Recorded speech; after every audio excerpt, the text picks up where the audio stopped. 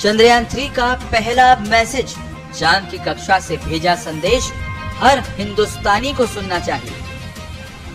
चंद्रयान 3 ने कमाल कर दिया है। इसरो के साथ पूरी दुनिया को जिस पल का इंतजार था, वो पल अब आ गया है। चंद्रयान 3 ने अग्नि परीक्षा को पास कर लिया है। भारत के लिए ये किसी बड़ी जीत से कम नहीं है।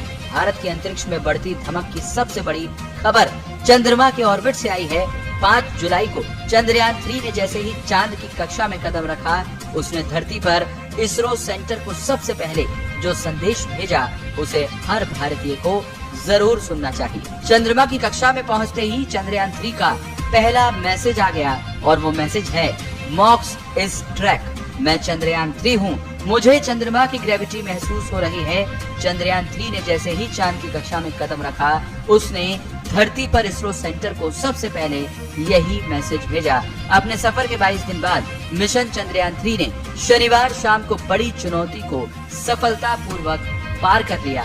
चंद्रयान 3 ने 3,84,400 किलोमीटर की दूरी तय करने के बाद शनिवार को धरती की ग्रेविटी के दायरे से बाहर निकलकर चांद की ऑर्बिट में एंट्री की। इसरो के वैज्ञानिकों के मुताबिक इस प्रोसेस को अंजाम देने में कुल आधे घंटे का वक्त लगा और चंद्रयान को चंद्रमा की कक्षा में पहुंचा दिया गया। अब इंतजार उस पल का है जब चंद्रयान 3 चांद की सतह पर उतरेगा। चंद्रयान 3 चांद के चारों तरफ 5 चक्कर लगाएगा। शुरुआत 40,000 किलोमीटर वाली ऑर्बिट से हो गई है।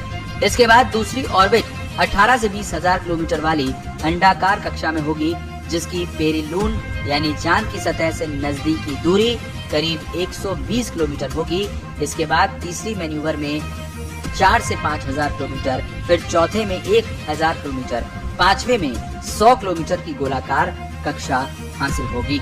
अब आपको बताते हैं चंद्रमा के चारों तरफ चंद्रयान 3 किस तारीख में कौन सी ऑर्बिट बदलेगा।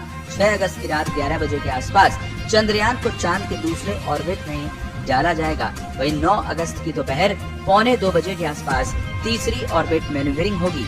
14 अगस्त को दोपहर 12 बजे के आसपास चौथी और 16 अगस्त की सुबह 8:30 बजे के आसपास 5वां लूनर ऑर्बिट इंजेक्शन होगा। 17 अगस्त को प्रोपल्शन मॉड्यूल और लैंडर मॉड्यूल अलग होंगे। 17 अगस्त को ही चंद्रयान को चांद की 100 किलोमीटर ऊंचाई वाली गोलाकार कक्षा में डाला जाएगा और 18 और 20 अगस्त को डी ऑर्बिटिंग होगी, यानी चांद के ऑर्बिट की दूरी को कम किया जाएगा। लैंडर मॉड्यूल 100x 35 किलोमीटर की ऑर्बिट में जाएगा।